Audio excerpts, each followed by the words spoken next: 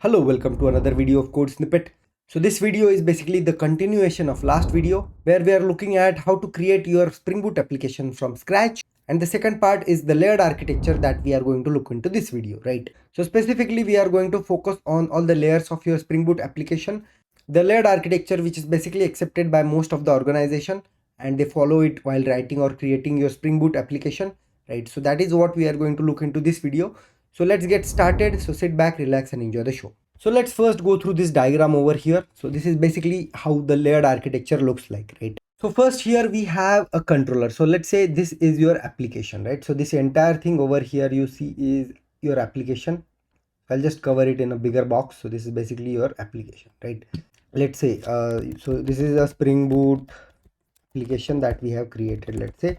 So in the last video, we have just set up this particular project. If you remember, Spring Boot demo application that we have created, and we just deployed it and we have checked how to set up it, right? And we downloaded it from Spring Initializer, if you remember, right?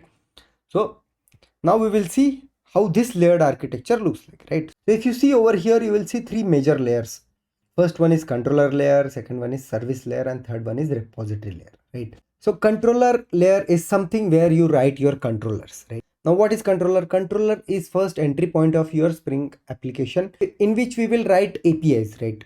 So especially we will have annotations like controller or REST controller on top of the classes that we add in controller layer. So these are basically controllers which will have the API that a client will call, right? So client will call some like, let's say /API/get request, right?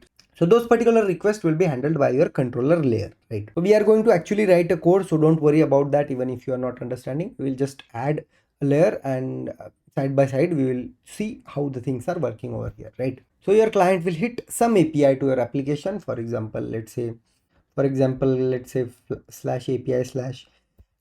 employee.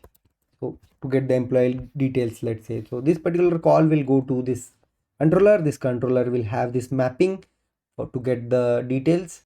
Job of your controller is to get the detail and provide the detail. Okay, so it will just get the detail. Okay, your call is coming to controller will do something at the back end and it will just return the response. So primary responsibilities of controller layer is to get the request, whatever request is coming from user, and process it and then return the response. So that is the primary purpose of your controller layer. Now controller layer will just take the request, will not do any business operation inside it. It will just take the request and it will just forward that to your service layer in order to do whatever operation, whatever business logic, whatever processing that we want to do on that data, and the job of your controller is done. Get the request from client and forward it to your service. Whatever data service is returning, get the data and forward it to your client, right? So our controller do not have any responsibility of writing any business logic. So that is about the controller. While discussing controller, service layer came into picture, that we are going to send whatever request coming from client. We will just send the details to service layer to process and do all the business operations that we want to do, right? All the business operations will happen in service layer. Service layer will take the get request and okay, it will just see, okay, that this is basically a get request. So client wants the data. So what service layer will do? Will do all the modifications on the data, all the data populations if needed, all the business operations will be performed inside your service layer. And after that, what service layer will do? Let's say it is a get request, so your data is stored in database, right? What service layer will do? Service layer will forward the request to repository that, dude, I need this data from the database. You go ahead and fetch it from DB and give it to me, like that. Okay. So let's say employee detail I want. So what it will do? Service layer will call repository layer and say, I want the details of this employee. And service layer, what service layer will do? Service layer will talk to database, hit the respective SQL queries or whatever language queries, Couchbase, SQL, NoSQL, anything basically. It will talk to DB, get the respective data and just give the data to service layer, right? So the job of repository layer is talk to database, get the data from service, fetch the data from DB or save the data to DB and return the response to your service layer back. And what service layer will again do? It will take the response from your repository layer and give it to your controller, right? So every layer have its own responsibility over here, right? No one should do each other tasks. So basically Service layer can also go directly and speak to your database, right? No one is stopping you, but that is not the ideal case. That is not we should do as a standard practice, right? So we have this layered architecture, we should follow it. Basically, controller should talk to service, service should talk to repository, repository should talk to db, and the flow should go reverse, right? So that is how the layered architecture looks like, and those are the responsibility of each of your layers, right? Now do you see something over here? Four things: DTO, utility, entity, config. What are those? So these things also play important role in your Spring Boot application, right? So what is DTO? DTO is basically data transfer object. Okay. So let's say client can also call some post request, right? Where it will say, instead of get, it will say, we can also have add employee API, right? Which will send some request body, right? It will send some JSON object, right? Which will have the details of employee, right? So that JSON object, which is kind of an employee, should be converted to some Java object inside your controller layer. So that particular Java object we called as DTO. So employee DTO class we can create, right? This DTO is basically used for client to controller communication. The request DTO will have request detail and response DTO will have response details basically. In similar fashion, there is one more Java object that we have when we call to database, that we call as entity. So it will be similar object to this DTO, but entity will be a direct mapping to your database. So whatever entity you have, let's say you have employee class, inside you have primary ID, then you have name, and then you have department and everything details of your employee. Then that particular employee will have ID and everything. Those ID and the respective details need not be shared with your client don't want it and just want the respective details, right?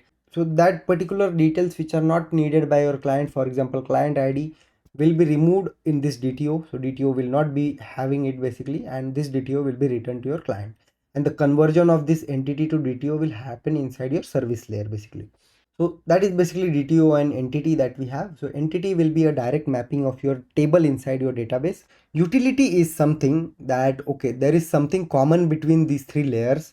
So there is a function which we need, or let's say there is a calculation function that we need in all the layers.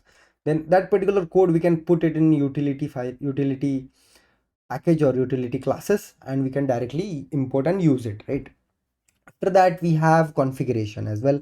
So in configuration files, you can have some common values or common URLs or common configuration that you want to use in your entire application. For example, let's say there is a URL of third party that you can configure inside your application.properties file, and that you can use in this config, right? You can use it by using @value annotation, that also we will see. And you can use this in your entire application. So let's say in future you want to change that URL to something else, you'll only need to change it in property file, and it will be reflected in entire your application, right? So that is the use of this configuration file. So I believe we have seen all the layers and all the utility, DTO, entity and config as well. So let's jump into the code now. So as we are seeing into employee example, let's implement employee project only. So this is basically the application that we have seen till now, right? So if you remember correctly, in the last video we have set up this Spring Boot application basically. So if you would have checked last video, this is basically the application that we set up. In the pom.xml file, we have added three dependencies basically: our Spring Boot starter web, Spring Data JPA, and H2 we have added. And this is basically the project structure: source, main, Java, and inside we have this package that we have given inside our Spring Boot initializer over here, right? So what we can do over here, I'll first create three layers, three packages I mean. So first I will do controller, then I will say new package, I will do service, then I will say again a new package, I will say repository. So basically controller, service and repository layer we have created. And what I will do, I'll add a sample controller over here, new Java class, let's say employee controller, and let's create that class. This is basically the employee controller that we have just created. Let's annotate with REST controller to create a REST controller basically. And what I will do, I'll create a new method, and we will just add a get mapping over here. So basically this is the URL that we were writing over here. So basically get employee, right? And I will just pass the employee to get the employee from ID. So that is basically the controller. Let's go ahead and create one employee service. And here I have created a sample service, basically employee service, which have one function get employee, right? And it will just return an employee as a string. For now, we will convert it. So we have this controller, we have this service, and let's create a repository as well. Let's say employee repository. We will mark it as @repository, right?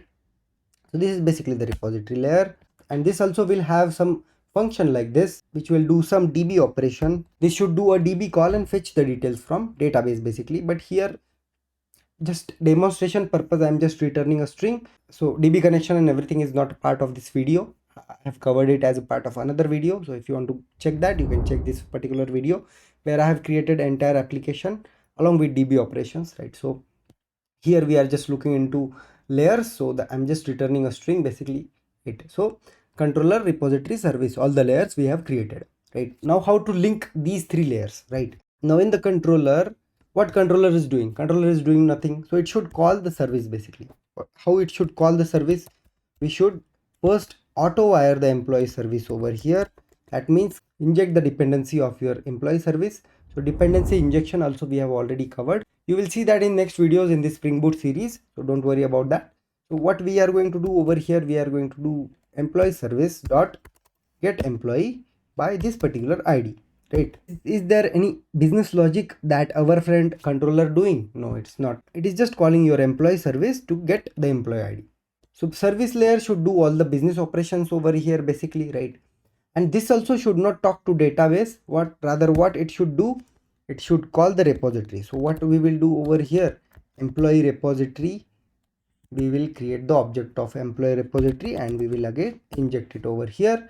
And here what we can do over here is we can do employee repository dot get employee with this particular ID. And what employee repository will do, it will talk to respective database, right? It will just hit respective queries using JP or any other connection, and it will just fetch the details, right? It will just return that particular employee from here, right? Once we go back, that employee will come here. We will just catch it in a variable. So let's say employee will come here, and same employee we will just return. Whatever employee which is coming from your repository layer, we just return to your controller, and your controller will get it basically. So here we can catch it in a variable. So let's say employee variable, right? And we can return response entity OK of employee. So that's how your controller should talk to your service should talk to your repository, and repository should return the data to your service, and service should return the data to your controller back, and controller should return the data to your client, right? Now let's rerun this application, and we will just try to hit this API on the browser, right? So application is basically coming up, it is on. So what I will do, and when we hit this, we should get EMP printed on the console. So we are getting that particular string printed on the web browser. That means our application is working fine. Increase the size so that you can see it. So basically we are getting the string that we have returned from our repository, right? So that is how the layered architecture should work, right? So again, the controller will get called. So what we can do over here, we can just debug the application so that you will have some clear idea, right? So what I will do, I'll start the application in debug mode. So application is started, and I will just reload this page. Now if you see, our call from the browser came to your controller, and when I move ahead, the call will go to service. So it came into service. So our controller sent the details to service that, dude, I want this employee, and then employee will do all the business operation, convert that DTO to entity, and it will call the repository that, okay, I want the detail of this particular employee with this ID. It will do all the DB operation. It will fetch the details from the DB, and it will just return. So it won't be a string, it will be an employee object, and it will come back to your service. So let me move ahead basically. So as you can see, it is in your repository. Now if I move ahead, it should come back. So that employee object is coming back to your service, and let's add a debug point inside your controller as well to see. And basically that particular string came back to your controller, and when we move forward, it will just go to your client. So it's printed on the browser basically, client being your browser in this case. So that's how layered architecture is working, right? So here controller, service, and repository we have already seen. Now let's go ahead and create a DTO basically. So that also I'll show you quickly. So what we can do, we can create new package. We can say DTOs. I can create a new class. This is basically the DTO that I have created, which have employee name, employee department and age, let's say for now, right, for demonstration purpose. And your employee controller will play with that employee now. So while returning, it won't just return your employee now, right? What it will return, it will return your employee DTO. So this return type will be employee DTO basically. For that, we need an employee DTO object from your service layer, right?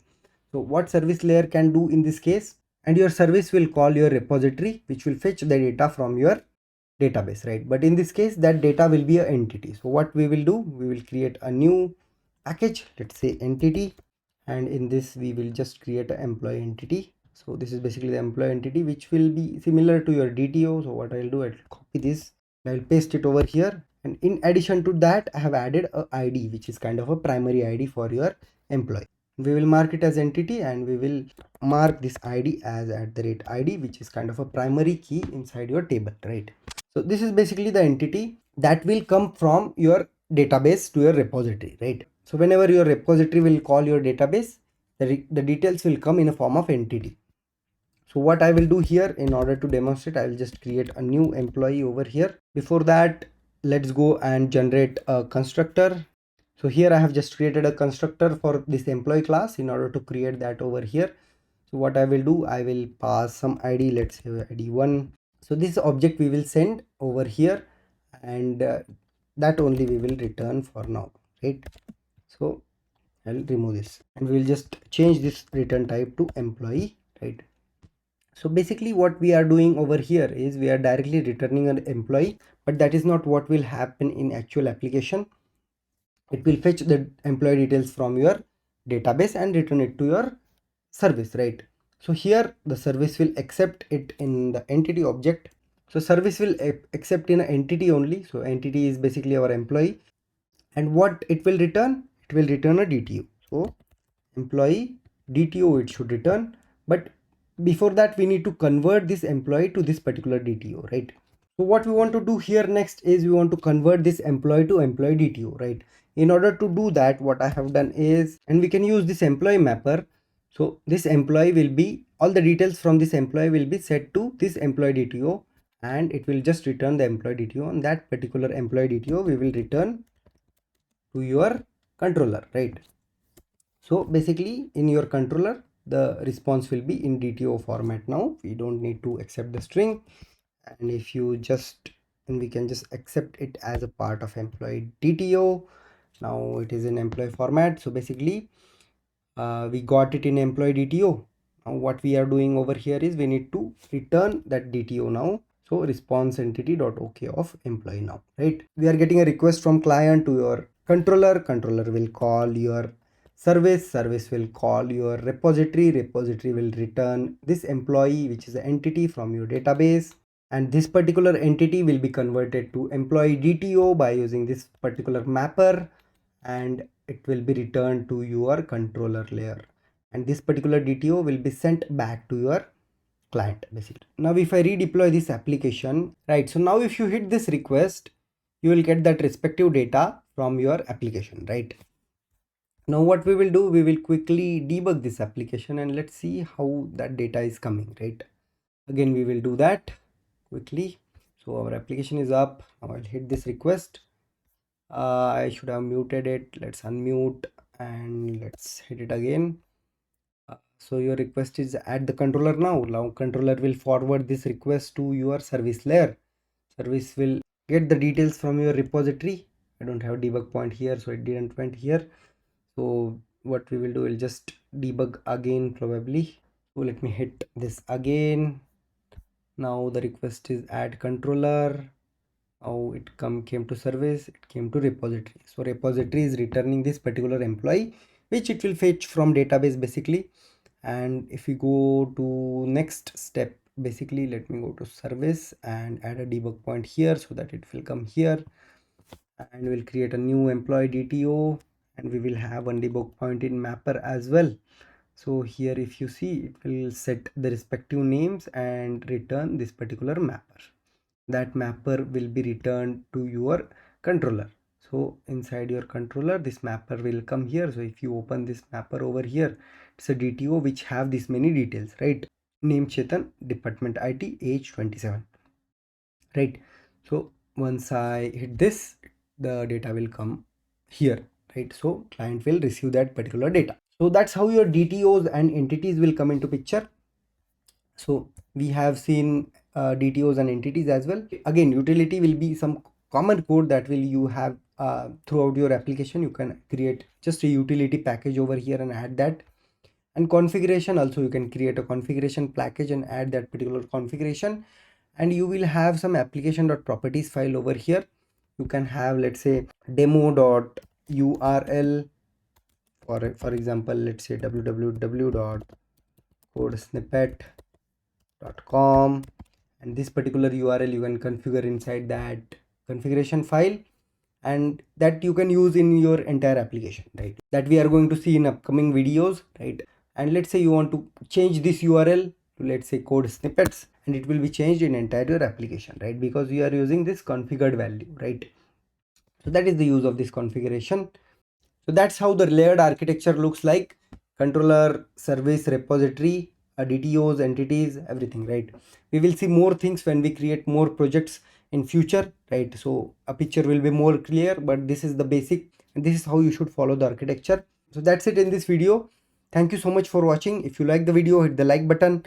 Don't forget to subscribe to my channel. Share this video with your friends so that they also learn the layered architecture in Spring Boot. That's it for this video. See you in the next video.